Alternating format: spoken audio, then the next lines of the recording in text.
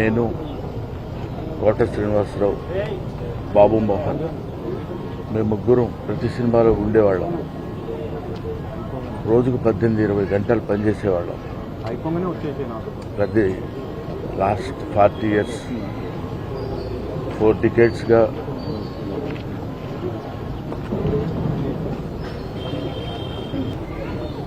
అరే ఒరే అనుకుంటూ కలిసి ఉన్నాం. వాళ్ళ కోట లేడు అంటే నమ్మలేకపోతున్నాం. నటన ఉన్నంత కాలం కోట ఉంటాడు. వాడొక నటరాజు కూతురు, మహానుభావుడు, ఏ విషయాన్నైనా నిర్మోహాటంగా మాట్లాడే వ్యక్తి. అటువంటి వ్యక్తిని కోల్పోవడం భారతదేశానికే, నటనా లోకానికే తీరని లోటు.